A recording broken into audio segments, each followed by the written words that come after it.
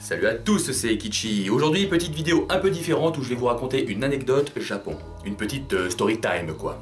Où je vais vous raconter la fois où j'ai rencontré un Yakuza.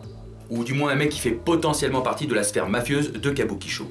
Donc restez jusqu'au bout si vous voulez en savoir plus et si vous voulez une petite histoire rigolote. J'étais donc à Tokyo et je ne dirai pas à quel voyage ni avec qui pour plus de discrétion. Et avec un ami, on voulait faire un petit tour à Kabukicho, petit passage obligatoire lors d'une escale à Shinjuku. On voulait passer la soirée dans un bar un peu plus exotique qu'un bar classique, si tu vois ce que je veux dire. Et mon pote avait bien envie de goûter à la cuisine corporelle locale. Donc on se balade un peu dans Kabukicho et là on se faisait rabattre toutes les 5 minutes, par des rabatteurs la plupart du temps black. Je ne sais pas d'où ils viennent, si c'est des Américains, mais on en avait rencontré un Français qui disait que ça payait super bien par rapport à Paris. D'ailleurs ce qui est étonnant c'est qu'on ne voit quasiment pas, voire jamais, de personnes black à Tokyo la journée. Par contre la nuit ils sortent tous, enfin du moins à Kabukicho. Et du calme dans les commentaires, je n'ai rien dit de raciste, surtout qu'on avait bien discuté avec certains d'entre eux. Bref, à force de se faire rabattre à chaque coin de rue par le même type de personne, d'un coup on se fait rabattre par un japonais. Mais attention, le japonais super classe, la cinquantaine, costume cravate, bien coiffé, le bel homme quoi. D'ailleurs, petite anecdote dans l'anecdote, avant ça on s'était fait rabattre par une mamie japonaise toute petite et toute bossue. Au début on pensait qu'elle voulait nous demander un truc, et effectivement elle voulait nous demander quelle nana on voulait niquer sur son catalogue de meufs à poil. Donc là forcément des barres de rire, on dit non merci et on s'en va.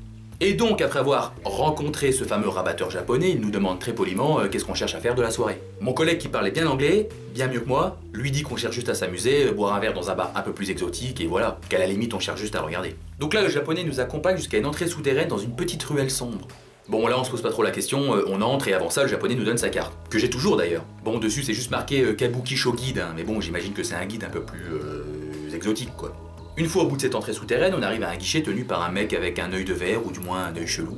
Il nous dit de prendre un ticket sur le distributeur, je ne sais plus combien exactement ça nous avait coûté, et on entre dans la salle. C'était une toute petite salle avec une estrade et une prolongation au milieu où il y avait déjà une demoiselle qui faisait son show. Une demoiselle habillée en sorte de cosplay de personnage de manga ou jeu vidéo, je ne sais pas exactement. C'était en fait tout simplement un show de striptease où plusieurs demoiselles se sont relayées pour des prestations assez soft.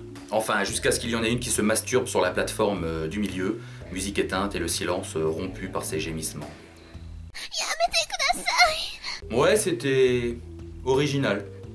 C'était d'ailleurs la seule des 5 ou 6 filles qui avaient fait ça. Donc une fois le show fini, les clients pouvaient prendre des photos avec les demoiselles, moyennant paiement j'imagine, mais là du coup on est parti. Une fois remonté dans la ruelle, mon pote, probablement un peu excité par le show, et ça se comprend, décide de retrouver ce fameux japonais, me disant qu'il pouvait maintenant lui faire confiance de ne pas nous avoir emmenés dans un traquenard. Ce qui est souvent le cas à Kabukicho, donc vraiment faites gaffe. Donc on se met à la recherche de cet homme et on repasse forcément devant les rabatteurs afro-américains ou je ne sais quoi qu'est-ce. Sauf que là, on avait la carte du guide. Donc là, mon pote, qui est un peu plus grand que moi et un peu saoulé, se met à se la jouer badass et montre la carte à chaque rabatteur en disant « I want this guy. I want this guy. I want this guy. » Et là, tous les mecs à qui on montrait la carte se sont mis un peu à nous lâcher la grappe. « You want this guy? No, no, no problem, no problem. » Donc là, on comprend que c'est pas juste un guide de Kabukicho. Enfin, on imagine. Après, il y avait une écriture japonaise sur la carte, mais je ne sais pas exactement ce que ça voulait dire. Donc là, on commence un peu à prendre la confiance et on se dit qu'on nous fera pas trop chier quoi. Jusqu'à ce qu'on tombe sur un rabatteur qui se met à appeler le numéro, qui était sur la carte. Bah oui, en même temps, on leur disait qu'on cherchait ce mec-là, donc ce qu'il a fait, c'est qu'il a appelé le numéro. Donc là, on l'entend dire ouais, il y a des mecs pour toi, ils veulent te voir, on est à tel endroit, etc., etc. Là, le japonais arrive 5 minutes après et nous demande si le mec nous a demandé de la thune pour le service téléphonique. Donc là, moi je dis non, non, tout va bien. Le japonais me dit t'es sûr, sinon tu me le dis, Donc là je répète que tout est ok car on avait vraiment l'impression qu'il allait lui casser la gueule. Et puis le rabatteur était en train de déguerpir, vaquer à ses occupations. Sûrement un peu craintif de la situation. Et donc là on se dit que le guide japonais ne doit pas rigoler. Enfin avec nous il rigolait mais il ne doit pas du tout aimer les rabatteurs étrangers. Ensuite le type nous amène dans ce qu'on pense être son établissement, avec des demoiselles qui servent et accompagnent des hommes en soirée qui se mettent bien en sirotant quelques verres. Donc là le patron, notre bon vieux guide, demande à toutes les demoiselles de se lever et de se mettre en rang face à nous.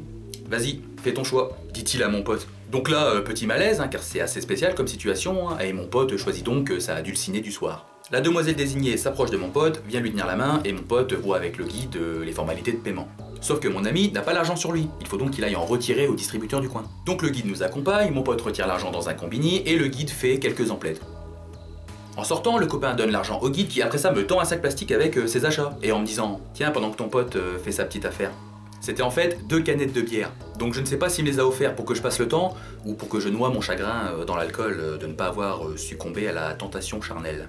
On rentre donc à l'hôtel, le copain va dans la chambre et moi je sirote le cadeau offert généreusement par le guide dans le hall de l'hôtel sur une banquette. Conclusion, j'ai picolé des bières offertes généreusement par le patron d'une boîte de prestations érotiques dans le hall d'un hôtel pendant que mon ami goûtait la cuisine locale. Et au passage, je n'ai pas eu le temps d'entamer la deuxième canette.